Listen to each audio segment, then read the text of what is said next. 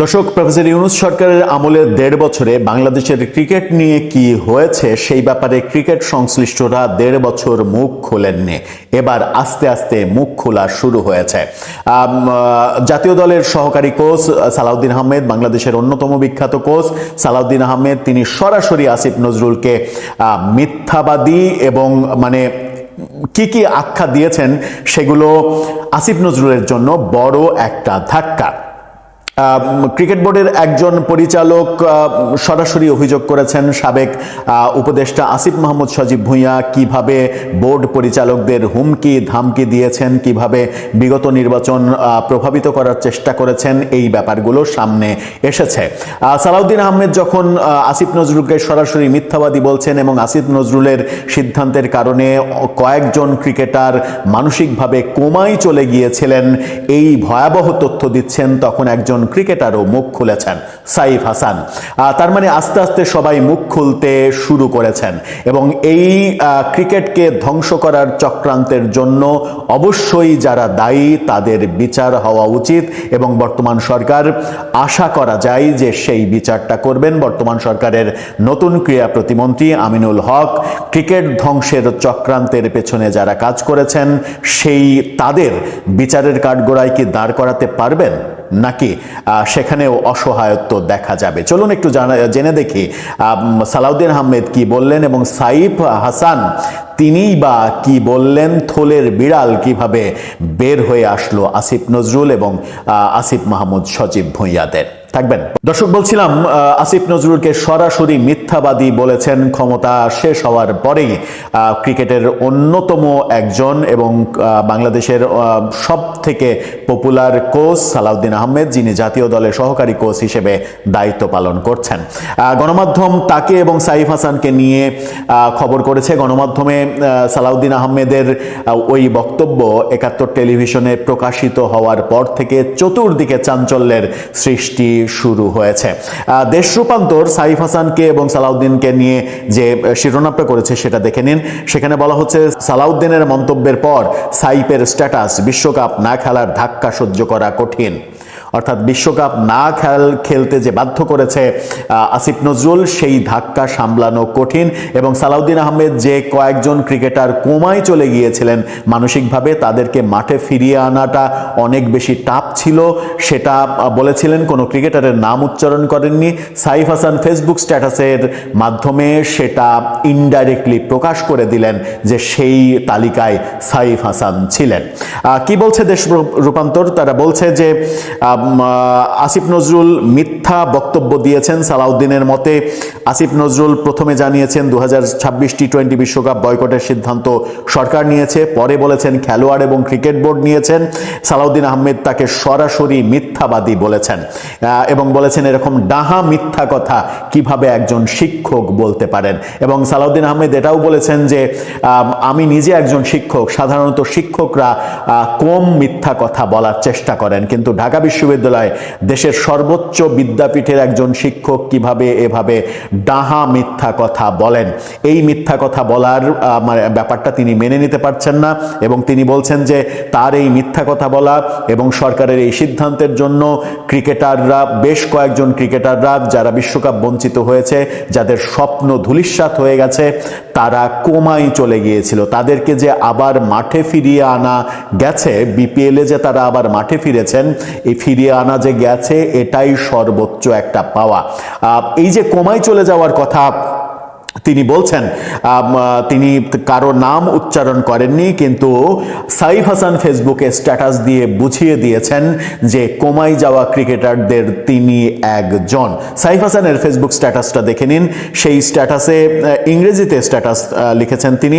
যদি ইংরেজি স্ট্যাটাসের আমরা বাংলা করি তাহলে যেটা দাঁড়ায় সেটা হচ্ছে যে সকল প্রশংসা আল্লাহর, আল্লাহ মেহেরবান, আলহামদুলিল্লাহ। বিশ্বকাপ না খেলার দুঃখ থেকে বেরিয়ে আসা সহজ ছিল না, কারণ এটি ছিল আমার প্রথম বিশ্বকাপ। অনেক পরিশ্রম এবং ত্যাগের মাধ্যমে জীবনের স্বপ্ন। আমি নিশ্চিত যে আল্লাহ সবার জন্য আরও ভালো কিছু পরিকল্পনা করেছেন, কারণ তিনি সর্বশ্রেষ্ঠ। সেখান থেকে আমার জন্য এগিয়ে যাওয়া সহজ ছিল না, কিন্তু সেই কঠিন সময়ে যারা আমাকে মানসিকভাবে সমর্থন করেছিলেন তাদের সকলকে ধন্যবাদ। অর্থাৎ মানসিকভাবে যে কোমায় তিনি চলে গিয়েছিলেন সেটা তিনি প্রকারান্তরে স্বীকার করে নিলেন। সালাউদ্দিন আহমেদের কথাটা এখন সত্যে পরিণত হলো। এই যে আসিফ নজরুল কিংবা তার আগে আসিফ মাহমুদ সজীব ভুঁইয়া সাকিব আল হাসানকে নিয়ে যা করেছেন আসিফ, এরপরে বিশ্বকাপ খেলা নিয়ে আসিফ নজরুল যা করলেন, এই কাজগুলো করার অবশ্যই বিচার হওয়া উচিত।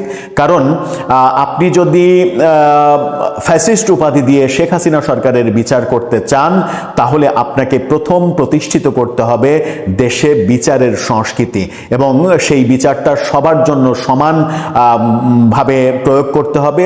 যে দোষী তারই বিচার করতে হবে। আপনি ক্ষমতায় আছেন বলে একজনের বিচার করবেন আর আপনি অপরাধ করেও পার পেয়ে যাবেন, এই সংস্কৃতি দেশে যেভাবে প্রচলিত হয়েছিল এর আগে, নতুন বন্দোবস্ত বাস্তবায়নের দায়িত্ব নিয়ে আসা ইউনূস সরকারের আমলে যারা বিচার করেছেন তাদেরকেও বিচারের মুখোমুখি করে বাস্তবতা তৈরি করতে হবে যে বিচারের বাণী সবার জন্য এক, এবং অপরাধ করলে কেউ পার পাবে না। শেখ হাসিনা সরকারের অপরাধের জন্য যদি তার বিচার হতে পারে, তাহলে এই সরকারের অপরাধের জন্য যারা যারা অপরাধ করেছেন তাদের সবাইকে বিচারের কাঠগড়ায় দাঁড় করাতে হবে। এবং স্পেশালি পৃথিবীতে একমাত্র সর্বোচ্চ আন্তর্জাতিক পর্যায়ে যে ব্যাপারটা নিয়ে আমরা গিয়েছি, পৃথিবীর সমস্ত দেশ ক্রিকেট জাতি হিসেবে বাংলাদেশকে যেভাবে চেনে, সেই ক্রিকেটকে ধ্বংসের যে চেষ্টা আসিফ নজরুলের, এবং একেবারে স্পষ্টভাবে তিনি ক্রিকেটটাকে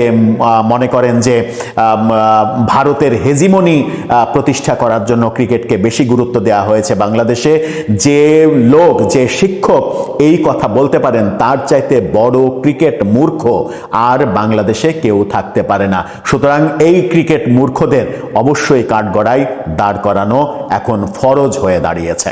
লিজেন্ডারি বাটপার সাবেক উপদেষ্টা এই আসিফ নজরুল নির্বাচনের পরবর্তী 7 দিনের মাথায় বিদেশ পালিয়ে যাচ্ছে। আমার কথা হচ্ছে, এখন এই 26 লক্ষ ভারতীয়র কি হবে? এই 26 লক্ষ ভারতীয় তো এখন বাংলাদেশে চাকরি করেই যাবে। এই বাটপার আসিফ নজরুল কি 26 লক্ষ ভারতীয়কে বাংলাদেশের চাকরি থেকে ছাঁটাই করতে পেরেছে? 26 লক্ষ বাদে দিলাম, 1 লক্ষ পেরেছে। আর এই 26 লক্ষ ভারতীয়র খবর কি এখন আমরা জানতে পারলাম না। এই বাটপার আসিফ নজরুল সহ এবং তার আশেপাশে যত গং আছে, ডক্টর ইউনূস এবং এই টোকাই সমন্বয়ক সহ 5 আগস্টের আগে এই 26 লক্ষ ভারতীয়র কথা বলে কোটা নিয়ে একটি মেটিকুলাস ডিজাইনের মাধ্যমে ষড়যন্ত্র করে এবং আন্দোলন সংগঠিত করে। 5 আগস্টের আগে এবং 5 আগস্ট একটি জঙ্গি হামলা ঘটায় বাংলাদেশে, শেখ হাসিনা সরকারের পতন ঘটায়। তারপরে সে হয়ে যায় কি সুপার হিরো, সে আইন উপদেষ্টা পদে বসে যায়। আইন উপদেষ্টা পদে বসে তার স্ত্রী হুমায়ুন আহমেদের মেয়ে শিলা সহ বাংলাদেশে আইন মন্ত্রণালয়টাকে দুর্নীতির অভয়ারণ্য হিসেবে গড়ে তোলে। শুধু তাই নয়, আজকের কণ্ঠে একটু নিউজ দেখলাম, আরো বিভিন্ন নিউজ মিডিয়ায় দেখলাম, সে এই 16-17 মাসে 14,000 কোটি টাকা বিদেশে পাচার করেছে। তার সহযোগী ছিল তার স্ত্রী শিলা। মানে এই 14,000 কোটি টাকা যে পাচার করেছে, এই টাকা পাচারের জন্য সবচেয়ে বেশি সহযোগিতা করেছে তার স্ত্রী শিলা।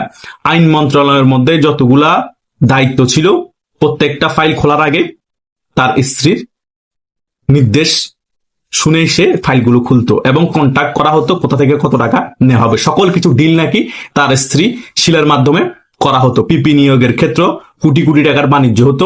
বড় বড় ব্যবসায়ীদেরকে আওয়ামী লীগের দোসর বলে ভয় দেখানো হতো, তাদেরকে গ্রেপ্তার ভয় দেখিয়ে কোটি কোটি টাকা হাতিয়ে নেওয়া হতো এবং তার স্ত্রী শিলার মাধ্যমে হাজার হাজার কোটি টাকা দুবাই, সিঙ্গাপুর বলেন, সুইজারল্যান্ডের সুইস ব্যাংকে বিভিন্ন জায়গায় টাকাগুলো পাচার করা হতো। এখন আমার কথা হচ্ছে, সকল কিছু এখন নিউজ মিডিয়া আসার পরও বিএনপি কি এদের বিরুদ্ধে কোনো পদক্ষেপ নেবে না? এই 14,000 কোটি টাকা যে এই আসিফ নজরুল বিদেশে পাচার করেছে, এই টাকা কাদের টাকা? আমার আপনার টাকা। আপনারা কি এগুলো নিয়ে কথা তুলবেন না? এই 14,000 কোটি টাকা কম টাকা? এই বাটপারগুলো না বলেছে শেখ হাসিনার আমলে তার এমপি মন্ত্রীরা হাজার হাজার কোটি টাকা পাচার করে বিদেশে বেগম পাড়ায় ফ্ল্যাট, বিল্ডিং, বিভিন্ন কিছু কিনেছে। তাহলে এরা কি করেছে? এরা 16-17 মাসে তো একজন 14,000 কোটি টাকাকে 10,000 কোটি টাকা এরকম করে পাচার করছে। এই শুধু বাটপার আসিফ নজরুল যদি 14,000 কোটি টাকা পাচার করে, আরো যত উপদেষ্টারা আছে, আরো যত টোকাই এনসিপি নেতারা আছে, তারা কত হাজার কোটি টাকা পাচার করেছে। সেই কারণেই তো শেখ হাসিনা 2 লক্ষ কোটি টাকা রেখে যাওয়া ঋণ এখন 23 লক্ষ কোটি টাকা ঋণে পরিণত হয়েছে।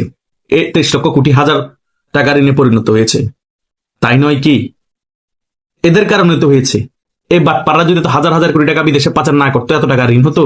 23 লক্ষ কোটি টাকা ঋণ মস্কারি। এটা মুখে বলতে সোজা, কিন্তু টাকার অ্যামাউন্ট হিউজ, একমাত্র তাদের কারণে হয়েছে। এখন যদি তাদেরকে জনসমক্ষে নিয়ে এসে প্রশ্ন করা না যায়, তাদেরকে যদি এখন আইনের আওতায় নিয়ে আনা না যায়, বাংলাদেশে এরকম হাজার হাজার কোটি টাকার শুধু দুর্নীতি হতেই থাকবে, কেউ কখনো বিচার আওতায় আসবে না। এবং দুদককে শুধু শুধু শো বসিয়ে রাখা হয়েছে। দুদক নামে চলে, যে সরকার যখন থাকে তার পক্ষ হয়ে কাজ করে। ওই সরকারের যত এমপি, মন্ত্রী, আমলা, কামলা, সচিব আছে, যারা যতই দুর্নীতি করুক, দুদক গিয়ে জিজ্ঞাসাবাদ করবে না। ওই সরকার যাকে বলবে ওকে যা জিজ্ঞাসাবাদ করো, তখন তাকে জিজ্ঞাসাবাদ করবে। কথা বুঝেন নাই? এটাই বাংলাদেশে চলে আসছে। এই আসিফ নজরুল্লাহ হচ্ছে বাংলাদেশ ধ্বংসকারী। ছাত্রদেরকে যেখানে ভালো ভালো কিছু শিক্ষাদান দেওয়া দরকার, সেখানে ছাত্রদেরকে ভালো কিছু না শিখিয়ে ছাত্রদেরকে কিভাবে দেশের মধ্যে জঙ্গি হামলা করতে হয়, দেশের টাকা বিদেশের সুইস ব্যাংকে কিভাবে পাচার করতে হয়, সে সকল বিষয় এই বাটপার আসিফ নজরুল শিখিয়েছে। কথা বুঝেন নাই? আর তার তো আবার কচি মেয়ে পছন্দ, কচি কচি মেয়েদের সাথে প্রেম করে তারা।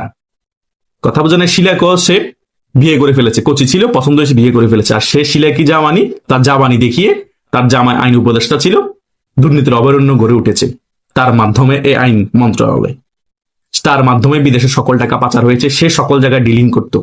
কথা বুঝতে পেরেছেন?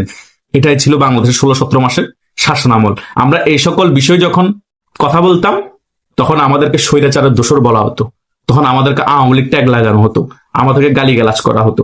আরে ভাই, সত্য কথা বললে যদি আওয়ামী লীগের দোসর হওয়া যায়, আওয়ামী লীগ ট্যাগ লাগানো হয়, আমি বারবার আওয়ামী লীগের দোসর হতে চাই, আমাকে আরো লাগান ট্যাগ।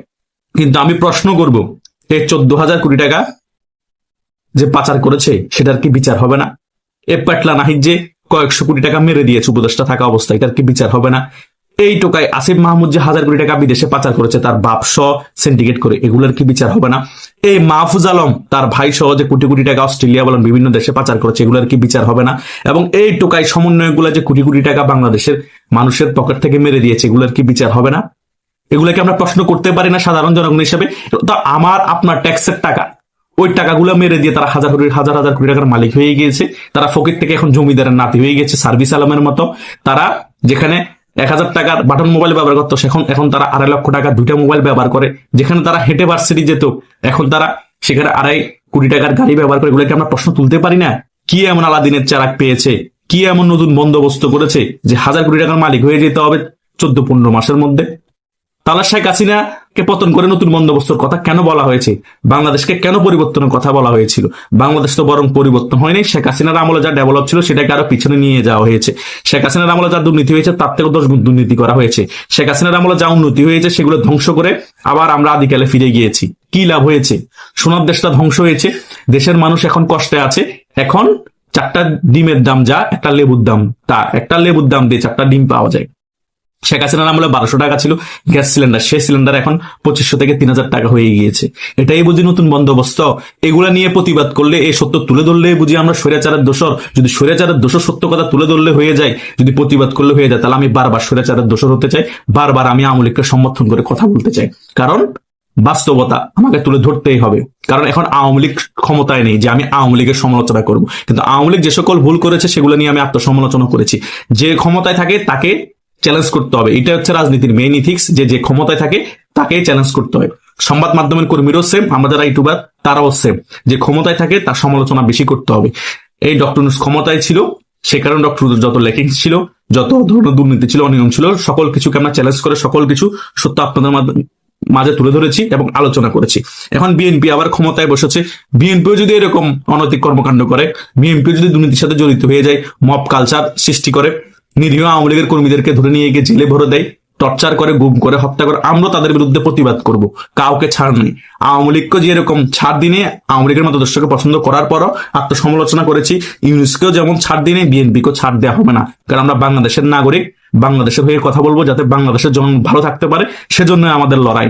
আর আমাদের এই লড়াইয়ে বিএনপি বলেন, আমাদের এই লড়াইয়ে আওয়ামী লীগ বলেন, জামাত বলেন, সকলে আমাদের এই লড়াইয়ে থাকতে হবে যারা বাংলাদেশকে ভালোবাসেন। আমাকে খারাপ জানতে পারেন, আমি আওয়ামী লীগের মতো দর্শককে পছন্দ করেছি, কিন্তু আমি সত্য কথা বলা থেকে পিছপা হব না। আমি বাস্তবতা তুলে ধরবো, গালাগালি করেন যাই করেন, কিন্তু এটা সত্য। আমি অনেক সময় বিএনপির বিরুদ্ধে কথা বললো, বিএনপির অনেক লোক আমাকে ভালোবাসে। আমি আওয়ামী লীগের বিরুদ্ধেও কথা বলি, আওয়ামী লীগের মতো দর্শককে পছন্দ করি। আওয়ামী লীগের অনেক লোক আমাকে ভালোবাসলো, কিছু লোক আমাকে গালাগালি করে। ভাই, আমি সকলের প্রিয় হতে পারবো না, কিন্তু আমি সত্য কথা বলে যাব। যারা ভালোবাসার মানুষ, আমি তাদের নিয়েই ব্যস্ত থাকার চেষ্টা করবো। কিন্তু এই বাটপার আসিফ মাহমুদের লোকদের মতো যারা বাংলাদেশে মাথা চারা দিয়ে উঠবে, তাদের বিরুদ্ধে আমরা সোচ্চার হবো, প্রতিবাদী কণ্ঠে কথা বলবো। যে যাই বলুক না কেন, আমাদেরকে দমিয়ে রাখতে পারবে না। আশা করছি আপনারা সকল বিষয় বুঝতে পেরেছেন।